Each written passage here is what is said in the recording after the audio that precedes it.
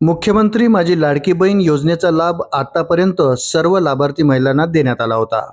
नुकताच जून महिन्याचा हप्ता लाडकीच्या खात्यात जमा झाला आहे, मात्र त्यामध्ये काही महिलांना योजनेचा लाभ मिळालाच नाही। यामागचं कारण समोर आलं आहे। लाडकी बहीण योजनेअंतर्गत जून महिन्याचा हप्ता 15 जुलैपासून पात्र महिलांच्या खात्यात जमा व्हायला सुरुवात झाली।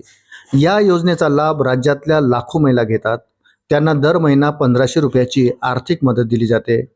पण या महिन्यात एकूण 92 लाख महिलांची नावे योजनेतून वगळल्याची चर्चा सुरू झाली होती। काँग्रेसचे नेते विजय वडेट्टीवार यांनी असा दावा केला। यानंतर अनेक लाभार्थी महिलांमध्ये संभ्रमाचे वातावरण निर्माण झाले। दरम्यान महिला व बालविकास मंत्री अदिती तटकरे यांनी हा दावा फेटाळून लावला आहे। त्यांनी सांगितले की 92 लाख महिलांची नावं एकाच वेळी वगळण्यात आलेली नाही। सध्या राज्यात ई-केवायसी पूर्ण केलेल्या 1.67 ते 1.70 कोटी पात्र महिलांना नियमितपणे योजनेचा लाभ दिला जातो। सरकारकडून लाभार्थ्यांची सातत्याने पडताळणी केली जात आहे। या पडताळणीत ई-केवायसी न केलेल्या, उत्पन्न मर्यादेपेक्षा जास्त असलेल्या, सरकारी सेवेत असलेल्या तसेच अपात्र ठरणाऱ्या अर्जदाराची नावे योजनेतून वगळली गेली आहेत। काही प्रकरणामध्ये पुरुषांनीही या योजनेचा लाभ घेण्याचा प्रयत्न केल्याचे समोर आले आहे। अशा अर्जावरही कार्यवाही करण्यात आली आहे। अशाच नवनवीन अपडेटसाठी व्हिडिओला लाईक आणि चॅनलला सबस्क्राईब जरूर करा।